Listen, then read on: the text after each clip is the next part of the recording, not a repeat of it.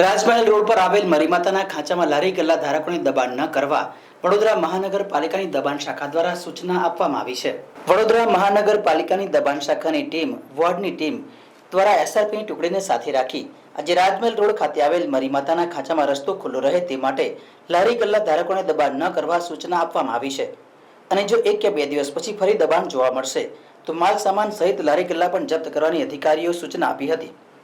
ત્યારે બીજી તરફ સ્થાનિકો આ બાબતે મીડિયા સમક્ષ રોષ ઠાલવ્યો હતો અને જણાવ્યું હતું કે એમાં અહીંયા સ્થાનિકો છીએ અને લોકોને અડચણ ન પડે તે રીતે ધંધો કરીએ છીએ ત્યારે એક તરફી કાર્યવાહી કરવામાં આવે છે। જે દુકાનદારો દુકાન ગેરકાયદેસર રીતે દબાણ કરી છે તેઓની પ્રત્યે કોઈ કાર્યવાહી કરવામાં આવતી નથી।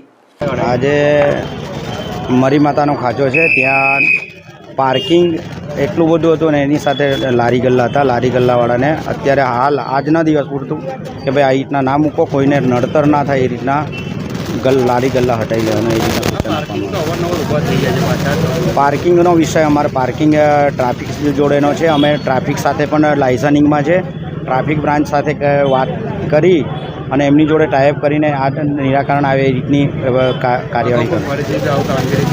અગાઉ ઘણી વખત અમે કરી જ છે અહીંયા કામગીરી, ટ્રાફિક બ્રાન્ચ, પોલીસ બ્રાન્ચ અને તમામને સાથે રાખીને એ રીતના કામગીરી કરે છે। આજે પણ એસઆરપીની ટીમ, દબાણ શાખાની ટીમ અને વોર્ડની ટીમને સાથે રાખીને કામગીરી કરવામાં આવી છે। એ ટીડીઓનો વિષય છે, એમના દ્વારા કદાચ ડિમાર્કેશન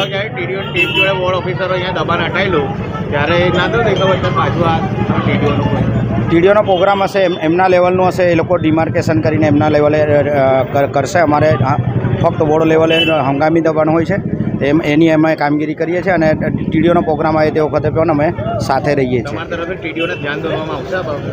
ટીડીઓને અગાઉ બી ધ્યાન દોરેલું છે ને એ રીતના ચાલે। સરસ કાર્યવાહી, પણ એક તરફી કાર્યવાહી નહીં જોઈએ સાહેબ। કેવું કે દબાણો આ બધા અહીંના રહેવાસીઓ જ છે, બધા આ છત્રીઓ બધી અહીંના રહેવાસીઓની છે।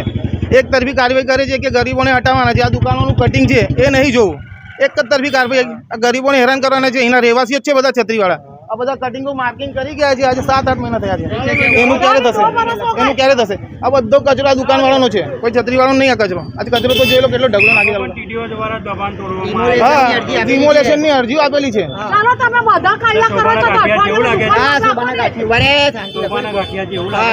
ગાંઠિયા જ છે, બીજું જો કેટલા 8-9 મહિના થયા પહેલા બી તમે લોકો આવીને ગયા હતા। દુકાનવાળો પ્રેસ પર બી હુમલો કરેલો છે, એ વચ્ચે આવેલું છે, પ્રેસવાળો પર બી હુમલો કરેલો દુકાનવાળાએ। માંગણી એટલે આ લોકોને હેરાન કરીને મજા નહીં છત્રીવાળાઓને। જે દુકાનોનું કટિંગ છે એ તમારું દૂર કરો ને આપોઆપ રસ્તો ખુલ્લો થવાનો જ છે।